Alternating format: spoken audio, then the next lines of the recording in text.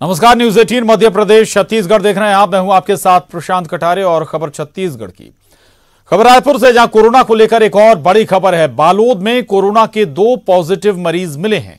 प्रदेश में अब एक्टिव मरीजों की संख्या कुल 11 पहुंच गई है। बालोद में पिछले 72 घंटों में 4 नए कोरोना संक्रमित मिल चुके हैं, जबकि दुर्ग में 1 और कोरिया में 1, जांजगीर चांपा में 5 कोरोना संक्रमित मरीज मिले हैं। और छत्तीसगढ़ में कोरोना पीड़ितों की संख्या कुल 69 हो चुकी है, जबकि 69 में से 58 स्वस्थ होकर घर वापस जा चुके हैं, डिस्चार्ज हो चुके हैं। और उस लिहाज से अगर हम बात करें, जो एक्टिव कोरोना पेशेंट हैं वो कुल 11 हैं यहां पर। अच्छी बात यही है कि लगातार जो मरीज हैं वो स्वस्थ होकर घर जा रहे हैं। हालांकि 1-1, 2-2 कर नए मरीज जरूर आ रहे हैं छत्तीसगढ़ में, ये चिंता की बात जरूर है। और कुल 69 मरीज अभी तक छत्तीसगढ़ में सामने आए कोरोना संक्रमण के, जिनमें से 58 मरीज स्वस्थ होकर डिस्चार्ज हो चुके हैं।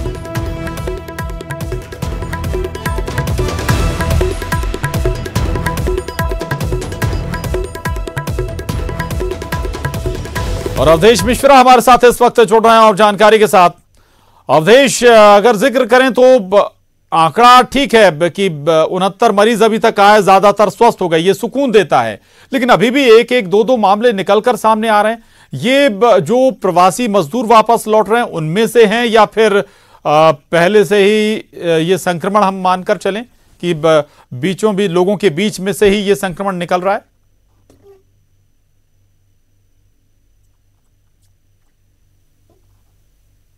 सभी के सभी प्रवासी मजदूर हैं जो दीगर राज्यों से छत्तीसगढ़ लौटे हैं, और इन्हें जब जांच किया गया तब पता चला कि ये कोरोना पॉजिटिव है।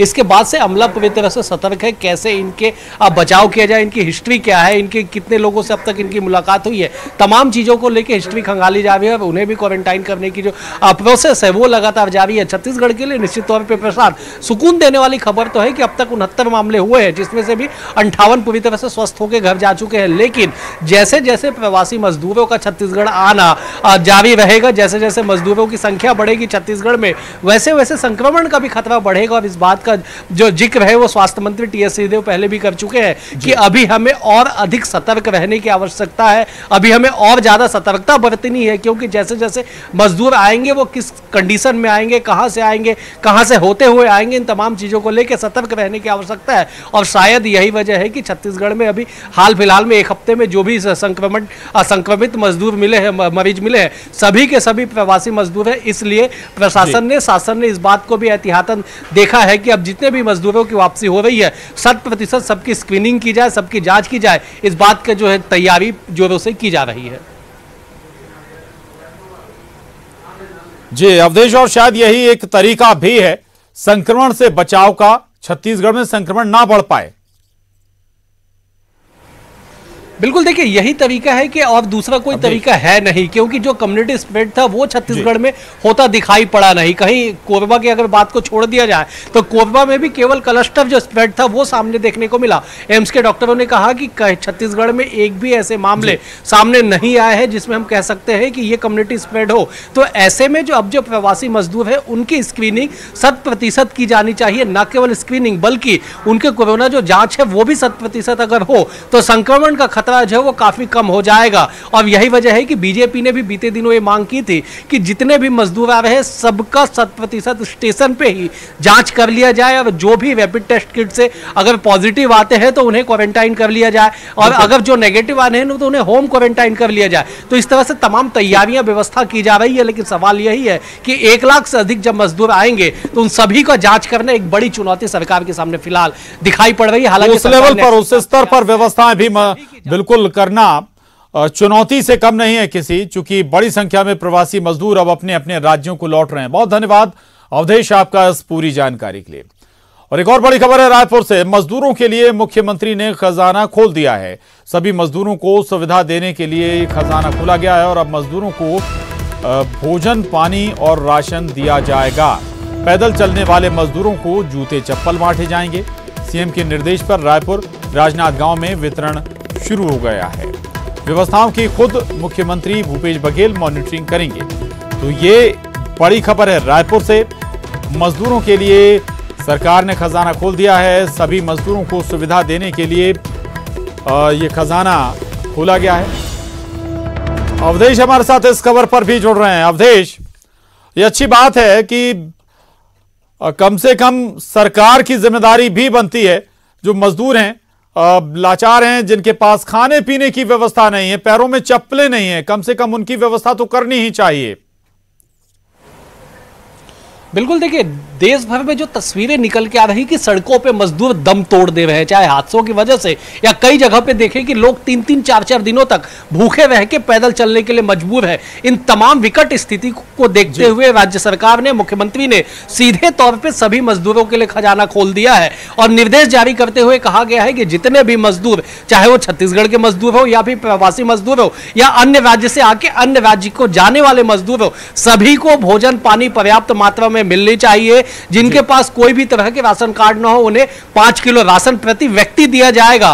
और इतना ही नहीं, पैदल चलने वाले जो लोग हैं उन्हें जूते चप्पल का भी वितरण किया जाएगा। मुख्यमंत्री के निर्देश के तत्काल बाद ही परिपालन करते हुए रायपुर और राजनांदगांव में व्यवस्था की गई कि दोनों जगहों पे जो बॉर्डर है, जहां पे अधिकांश मजदूर पैदल चल के आ रहे हैं, वहां पे जूते और चप्पल का वितरण शुरू हो चुका है। भोजन का पैकेट दिया जा रहा है, राशन दिया जा रहा है उन तमाम लोगों को। सबसे बड़ी बात प्रशांत यह है कि इस कोरोना काल में छत्तीसगढ़ सरकार ने तकरीबन 63 से अधिक मामलों पे निर्देश जारी किए हैं। 63 से ज्यादा प्लानिंग और योजनाएं बना के उन्हें निर्देशित किया गया है। लेकिन यह ऐसा मामला है जिसमें मुख्यमंत्री ने कहा है कि वो खुद सीधे तौर पे मॉनिटरिंग करेंगे कि कहीं पे कोई मजदूरों को कोई दिक्कतें ना हो। जो भी मजदूर छत्तीसगढ़ से होते हुए जाएंगे उन्हें पूरी सुविधा मिले, न केवल उन्हें भोजन पानी दिया जाए बल्कि उन्हें बॉर्डर तक छोड़ने के लिए भी निर्देशित किया गया है कि बसों के माध्यम से, ट्रकों के माध्यम से या अन्य जो भी व्यवस्थाएं, तमाम माध्यम से उन मजदूरों को जिस भी राज्य में वो जाएंगे बॉर्डर तक छोड़ने की जो व्यवस्था है सरकार ने की। और यही वजह है कि राजधानी रायपुर के टाटीबंध जो चौक है, जो एक केंद्र बिंदु माना जा रहा है सभी राज्यों से आने वाले मजदूरों के लिए, बिल्कुल बहुत महत्वपूर्ण है। सरकार व्यवस्थाएं कर भी रही है और मॉनिटरिंग इस लिहाज से भी जरूरी है क्योंकि सिस्टम बना तो दिया जाता है लेकिन कई बार उस तरीके से काम करता नहीं है। बहुत शुक्रिया अवधेश आपका इस पूरी जानकारी के लिए। आगे बढ़ते हैं और आज छत्तीसगढ़ में टोटल लॉकडाउन का दूसरा दिन है। खासतौर से लेकिन पहले दिन रायपुर में टोटल लॉकडाउन में पहले की तरह सन्नाटा नहीं दिखा। भले ही शहर में दुकानें नहीं खोली गई हों लेकिन लोगों की आवाजाही सड़कों पर दिखाई दे रही है। आपको बता दें कि कोरोना वायरस के संक्रमण से बचाव के लिए छत्तीसगढ़ में शनिवार और रविवार 2 दिनों तक टोटल लॉकडाउन रखने का फैसला लिया गया है, जिसमें पिछले सप्ताह की तरह इस हफ्ते भी राजधानी में टोटल लॉकडाउन किया गया है। इस दौरान केवल सब्जी, दूध और मेडिकल जैसी आवश्यक सुविधाएं जारी रखी गई हैं, लेकिन राजधानी के मुख्य चौक चौराहों में लोगों की आवाजाही पहले जैसी ही है। देवव्रत भगत हमारे साथ रायपुर से जुड़ रहे हैं। देवव्रत, कल आप तस्वीरें दिखा रहे थे कि जैसा पहले लॉकडाउन के दौरान जो तस्वीरें देखने को मिली वो नजर नहीं आया। कल आम तौर पर आवाजाही नजर भी आ रही थी, दुकानें भली ना खुली हों। आज की क्या सूरत है, क्या तस्वीर है?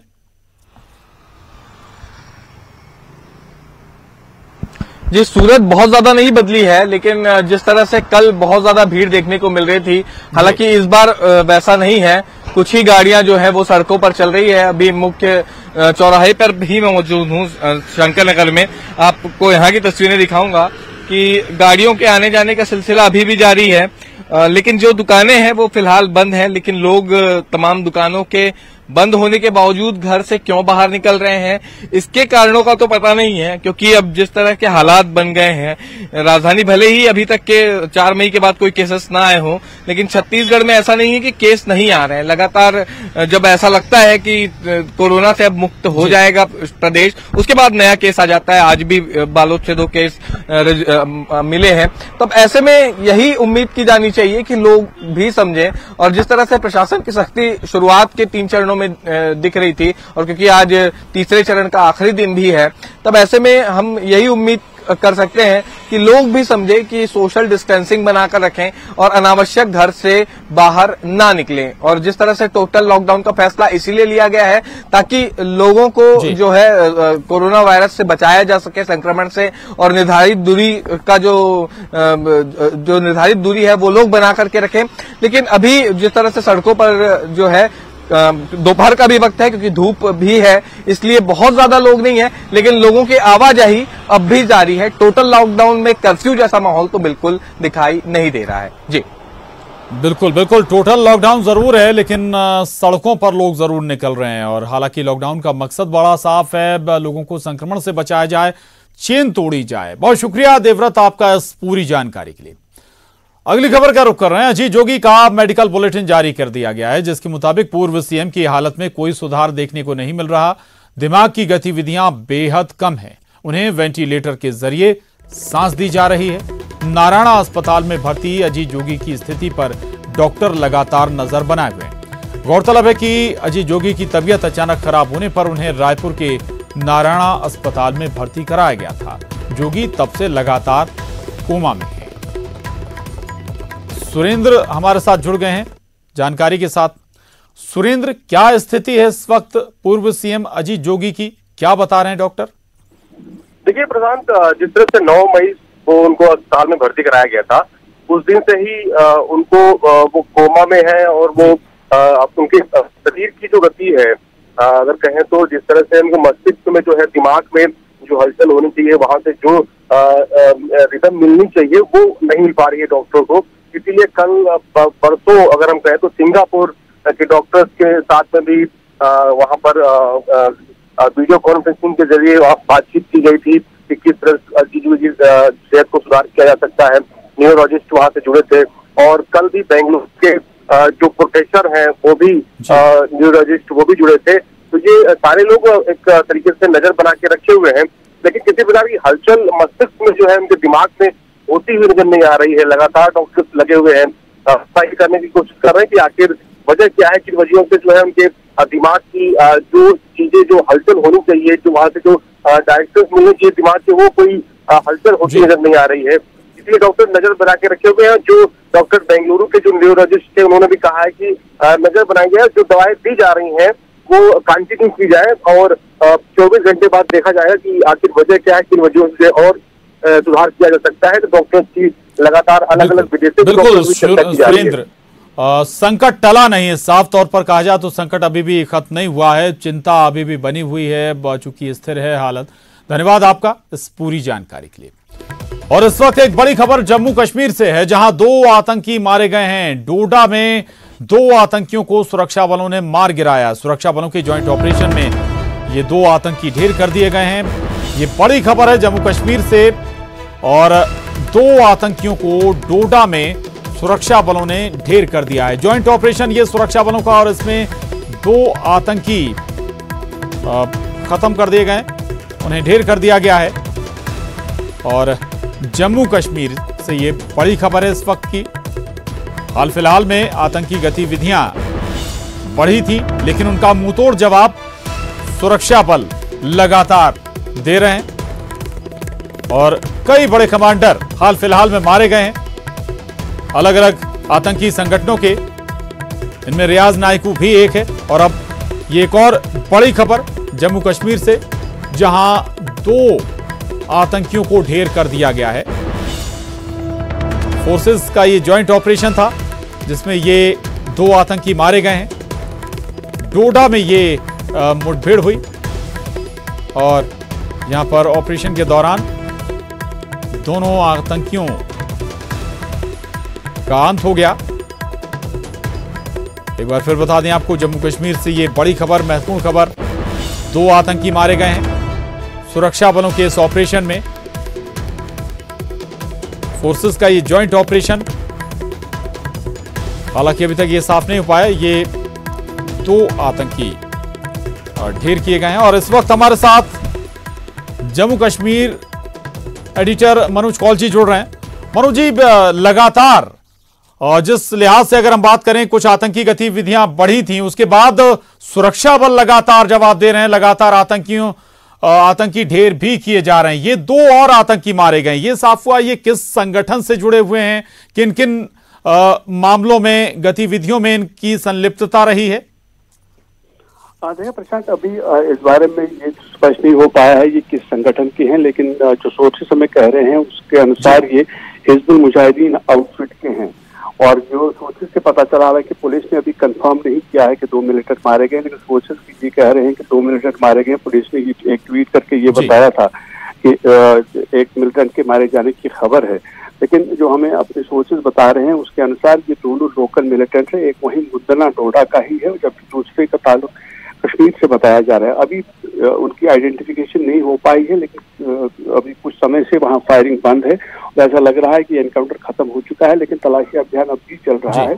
जैसे आपने कहा कि सिक्योरिटी फोर्सेस की एक प्रोएक्टिव का एक रोल एक बार फिर से देखने को मिला है। जब आतंकियों की गतिविधियां बढ़ी थी, खासतौर पर जब हमने देखा हंदवाड़ा में, जहां आर्मी के 4 और एक पुलिसकर्मी शहीद किया गया था, उसके बाद सीआरपीएफ के 3 जवान शहीद किए गए थे, तो उसके बाद सुरक्षा बलों ने एक बार फिर आतंकियों के खिलाफ एक मोर्चा खोल रखा है। और हमने देखा पिछले दिन वो जो हिजबुल मुजाहिदीन का चीफ ऑपरेशन कमांडर था रियाज नाइक, उसको भी मार गिराया गया एक साथी के समेत। तो तब से लगातार पुलिस और बाकी जो इंटेलिजेंस एजेंसीज हैं वो ये कोशिश कर रहे हैं कि जहां पर भी आतंकी छुपे हों, मौजूद हों, उनके खिलाफ ऑपरेशन किया जाए। और जैसा मैंने पहले कहा कि जो गुंदना डोडा का ऑपरेशन है, ये एक ऐसा एरिया है प्रशांत जहाँ पहले मिलिटेंसी बिल्कुल खत्म हो चुकी थी, लेकिन पिछले 1 साल से वहाँ एक बार फिर मिलिटेंसी ने पैर पसारना शुरू कर दिए थे। और अब सुरक्षा बलों ने लगातार वहां पर भी अपना नेटवर्क जो है उसको बढ़ाया है, और जहां पर भी आतंक के बारे में खबर मिल जाती है वहां उन्हें ढेर किया जा रहा है। जी बहुत शुक्रिया आपका इस पूरी बातचीत के लिए, जानकारी के लिए। तो वो हालांकि जॉइंट ऑपरेशन जो हुआ इसके बाद जैसा कि मनोज जी बता रहे हैं कि फायरिंग रुक गई है, लेकिन सर्चिंग अभी भी जारी हो सकता है कि वहां पर कुछ और आतंकी छुपे हों। बहरहाल वक्त एक छोटे से ब्रेक का है, फौरन लौटेंगे।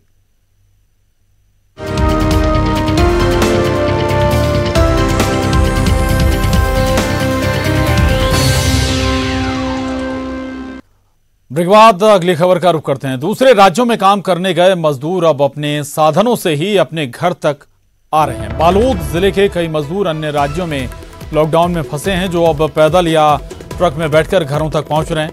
ऐसी ही 2 तस्वीरें आपके स्क्रीन पर हैं, जहां मुंबई के महाराष्ट्र से कभी पैदल तो कभी ट्रक में बैठकर मजदूर दंपति बालोद पहुंचे। एक के साथ 6 साल की बच्ची तो दूसरे के साथ गोद में 6 महीने की बच्ची।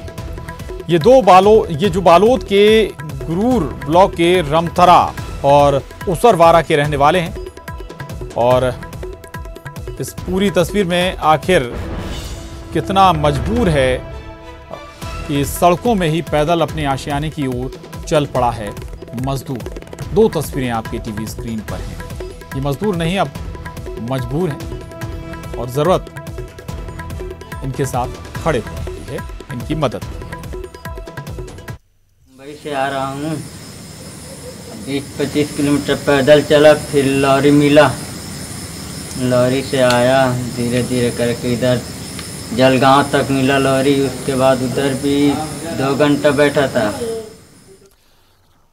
आगे बढ़ते हैं। बिलासपुर के तिफरा बस स्टॉप पर ठहरे मजदूरों पर सैनिटाइजर छिड़का गया।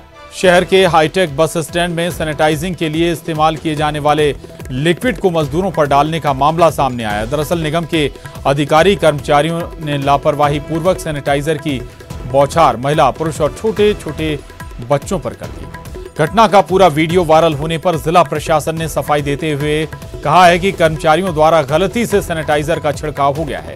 हालांकि वहां से मजदूरों को हटने के लिए कहा गया था, लेकिन मजदूर नहीं हटे और दवाइयों के छिड़काव के दौरान कुछ मजदूर सैनिटाइजर से गीले हो गए। इस बीच उनके सामान भी पूरी तरह से भीग गए। इस पूरे मामले पर जिला प्रशासन ने अपने ऑफिशियल व्हाट्सएप ग्रुप में इसकी सफाई दी है। वहीं इस पर बात करने के लिए कोई भी जिम्मेदार अधिकारी सामने नहीं आया।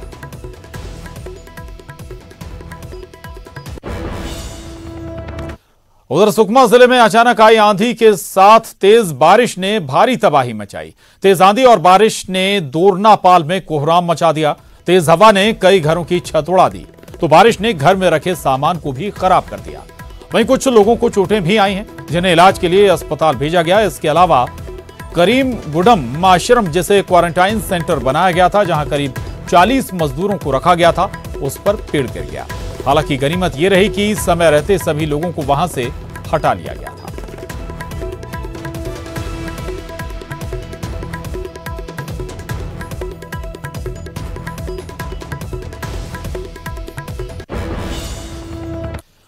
और इसके साथ ही बुलेटिन में बस इतना ही। खबरों का सिलसिला न्यूज़ 18 मध्य प्रदेश छत्तीसगढ़ पर लगातार जारी।